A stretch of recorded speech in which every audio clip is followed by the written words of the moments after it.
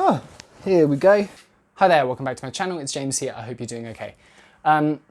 So, what we're going to do today is very unoriginal, very unexciting, super unrevolutionary, but we're going to do it anyway. We're going to look at some of the new leaves on my plants, just basically new growth. Haven't done a growth update in a little while. I know you're absolutely screaming for it, so now is the time. Yeah, I'm just going to go through this large grow tent. I'm going to point out a couple of the leaves that have been making me a little bit more excited about plants at the moment. It's a thrilling time. These grow tents are just amazing. I know I talk about them all the time, but they have meant that winter this year has been not a winter for a lot of my plants, the ones that are indoors anyway. The ones that are out, like this philodendron's massively slowed down.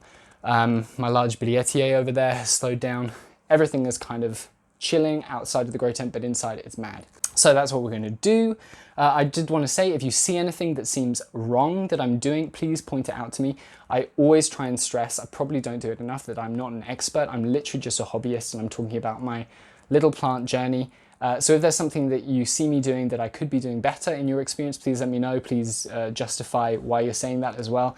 And yeah, I am super happy to change what I'm doing because I'm doing it all the time. Link to that, if you are commenting, I've had a couple of comments over the past week from people on videos that I posted about 2 years ago, questioning certain practices, and it's very often the case that I've changed my practices since then. So if you are going to make a comment on, doesn't just apply to my video, it applies to everyone's videos, check when the video is posted. And it's possible that what you're suggesting has already been implemented. So maybe if you feel strongly enough to leave a comment about something, just make sure you know when the video was posted, if that makes sense. We're going to get straight into it because I could just ramble for ages because you are basically the only people I talk to during this lockdown. It's not true, but almost. And let's get started. Okay, let's go on a new leaf hunt. We're not going to spend like dramatic amounts of time on these green walls, but well, green/brown gross walls, because I did a video recently. So we're just going to quickly go through a couple of new leaves. So this is I don't think I showed this one before. This was the little one that I had hanging in my smaller grow tent, so maybe this is new, I can't remember. This, I just recently put one of my Hoya Adansonii on. It is a Polaroid plant, well the variegation is Polaroid, sorry, so it's not very obvious at the moment, but that is a new leaf. Ta-da, new leaf number one. Nothing else much happening there. There's a really nice new Florida Beauty leaf on this other wall, as well as a variegated Anthurium leaf there. I'm touching the right thing, perfect. And what else? Yeah, there's some nice dubia. It's getting quite big, which is cool. Anyway, moving on.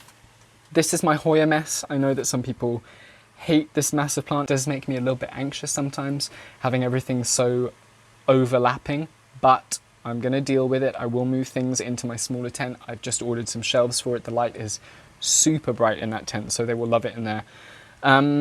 Couple of new leaves, what's happening? This is like absolutely one of my favorite Hoya at the moment. This is Hoya Rinzii Borneo. You can't really see here, maybe a little bit, but it has like a very blue, it's got like a blue reflection to the leaves, which is really nice, as well as like a velvety texture, which is cool. And they're just so pretty. Look at that. That's a fully emerged leaf. Really nice. So that's one that I'm loving at the moment. Who else? What other Hoya have we got? This Macrophylla Pot of Gold. Oh, the new leaves are stunning. It does come across pretty well. They've got like a little bit of sunburn, that red tint to them, and the variegation is lovely. So I'm a fan of those at the moment. Who else have we got? This is kind of cool.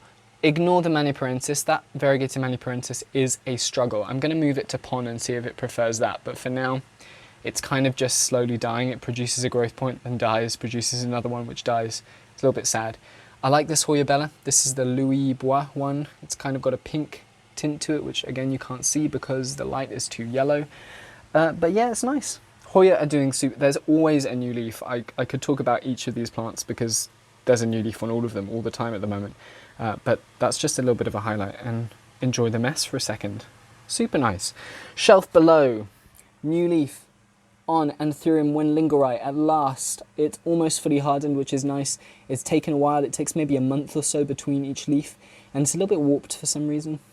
Maybe it got a little bit dry or a little bit too cold while it was emerging, I'm not sure.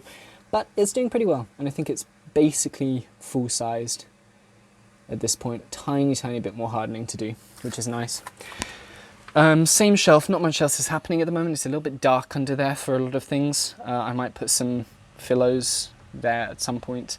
But we've got these nepenthes at the front, just a couple of my cute little nepenthes. I'll do a video about them once I am a little bit more on top of the care, because I'm still pretty new to nepenthes, or at least interesting ones.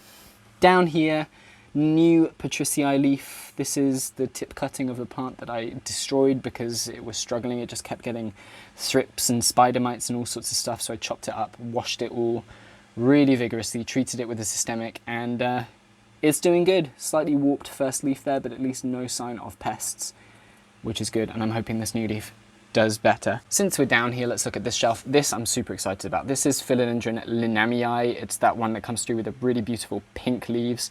And this is kind of what it looks like in the in-between stage. So just before it turns nice and green. It's like a bronzy pink color. Really, really nice. Oh, I love it. I've spoken about this before. Really, such a great philodendron if you can find it. Speaking of such a great philodendron, this is my favorite. I've said this 100 times before and it still is. It struggled for a little while. It had 3 or 4 nodes where it kind of didn't put out a leaf, or they were these weird warped leaves. I don't know what happened there. I repotted it. It might have had a little bit of a struggle. It's reverted to the petiola sheath leaves, so it's stopped producing caterpillars, but that will come back as it gets settled again. And this is its first kind of healthy, happy leaf in a little while. Philodendron bicolor, I forgot to say, sorry, with that incredible red to the back. I still get a lot of messages from people on Instagram asking me about their bicolor, because there are so many arriving from South America all the time. Unless your bicolor has this line down the petiole, so it's separated into like a red underside and a green upper side, it's probably not bicolor. So that's a really, really easy way. I don't know if that's focusing properly. Really, really easy way to tell. Maybe I'll show you on another leaf as well. Can you see there? Red on the top. So red on the bottom, green on the top. Ignore that yellow speckling. That's one of the first leaves. New leaf here, variegated domesticum. Still looking a little bit pale. Again, it's a variegation that sort of comes into its own over time. As you can see from that leaf, it really gets very, very striking. Super pretty. I think pretty underrated as well. I don't see too many people, more and more recently, but I haven't seen very many people talking about it. So if you have a chance to get one, do, because they're really fast and they're really pretty. They remind me of Billietier, except they're fast and less expensive, so maybe go for that. Whew. A little bit higher, we have I'll just kneel down because it's always a little bit awkward. This is a new philodendron UPI leaf. It's really big and juicy, it's super satisfying. Quite pale, I don't know whether the light is a little bit bright for it, but it's going super fast. Probably the best it has since I got it in this brighter light, so I'm going to keep it here for a while.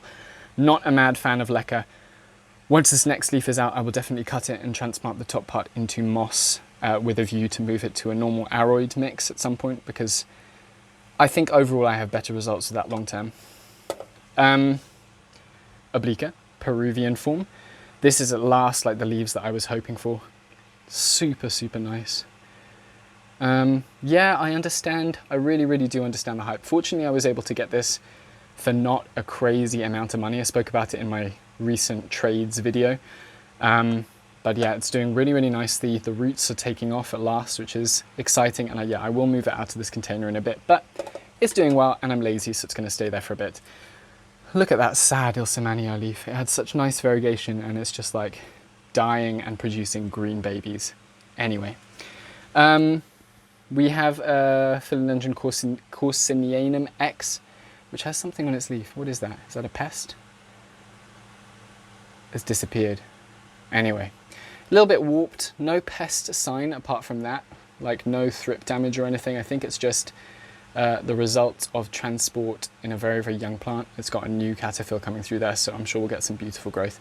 I love this philodendron. The mature form, the mature pictures of it, just incredible. Sunburn as usual, because everything gets sunburn in here. Red spot tricolour leaf there. Is it easier to see from above, or can I just pull it through? Let's do this. Yeah, lovely red spot tricolour new leaf, which is nice. I've said this before, I'm not a huge fan of Syngonium, but that one I kind of enjoy. Little tub full of variegated Ansonii, the Aurea ones, yellow ones. And that's pretty much it here. That's the newest variegated Billietier leaf, but it's slowed down a lot recently, so nothing super crazy for a while. Up here, these are not producing new leaves. This one has, so this is kind of cool. I've spoken about this a lot recently. It's like my sad variegated Anthurium. I love the leaves when they do this, when they get that like minty marbling. And in this new leaf, which is cool, it's got like its first ever proper sectoral variegation. Tiny amount, but maybe it's a sign of more to come. Who knows? We shall see. This is a new, not variegated leaf on my Monstera aurea. And yes, I know that aurea is not a botanical name for this plant. It's literally just like a common way of referring to it. It would be a Monstera deliciosa with yellow variegation. There was a big drama about it on one of the Facebook groups that I was not part of, but I saw the sort of fringes off. So yes, I am aware. Up here, this is my one. These are the Anthurium that I'm keeping in here currently. Not most of, maybe like 30% of my Anthurium are either in the smaller tent or just out in my plant room at the moment. But this is kind of amazing light for them. Some of the leaves, like these two that are at the front, are getting a little bit too much light, I think, because the light is literally just here. But I've measured the light up above, and it's like, it seems perfect for what I want them to get. No new leaves there. These are the two notable new leaves that I've got at the moment. This is a Warwickrianum and Waterburyanum hybrid, which is just hardened and is super, super pretty. Much, much healthier than the previous leaf, which is nice. And up here is what was supposed to be a Papillilaminum, but is certainly not. It is just some kind of hybrid from Indonesia that I bought as Papillilaminum last year, along with a lot of people, I think. Yeah, I think that's super, super pretty. Both of these are lovely. Moving on over here, the scale of this is a little bit difficult to get because it's just giant. This is my first, like, I don't know. I mean, this one is also pretty big, that glorious leaf, but this glorious leaf is just mega. And there's a new one coming through at the moment, which I'm very excited about. This is what I wanted with glorious. I mean, I don't really have space for it to get much bigger than this, maybe a couple more leaves, and then I have to cut it up. But I will certainly be keeping this top part and trying to get bigger leaves when I do that. So exciting. Back here, I'm just going to move these plants. There's a sad Hoya matrata there. This is part of that Patricii I was talking about that just had so many pest issues. But it is doing quite well right now, rooting in pon. Through here, I've got my variegated Epipremnum pinnatum, which is putting out some super nice mature leaves. It's all about the light, all about the humidity for this one. It doesn't even have like a proper support at the moment. It's outgrown its moss pole quite dramatically. Just leaning up against the wall and getting really bright light and warmth, it's putting out super, super nice leaves, and they're going to get more and more mature as we go. Very pretty. I'll just put that Patricii back. New here. Oh, this is nice. This is a new, it's not very new, I just haven't talked about it probably. This is my Pallidiflorum's newest leaf. I'm not sure what that is. It could be thrip damage, but I've treated everything for thrips recently, so I don't think so. I think it's more likely like some kind of fungus, because that happens. But I've also treated for fungus very recently as well. So this is a Pallidiflorum. It's just super big and beautiful and velvety and so long. I should measure it. It's really, really long. I have 4 pendant Anthuriums at the moment. I've got this one, Pallidiflorum. I've got the Wendlingeri. I have a SP Morona, and I have a Vitariofolium. And this one is my favorite. Like, the texture of the leaves is just super lovely.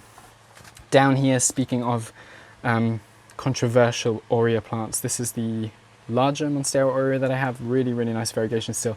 And this new leaf is very pretty. Move UPI. Yeah, super lovely. It's kind of moved past its half moon stage. It had a lot of really, really heavily variegated leaves, and I'm not too angry about that because at some point I will have to move it out of this tent, and I know that the really, really heavily variegated leaves will not survive long term outside of this tent. I don't think anyway. I might be surprised. This green wall we don't need to talk about. I mean, grey wall. Down here, majestic. So this leaf, you can kind of see that yellowing there. They really, really do not like bright light. Like, I probably should have this in a more shaded position.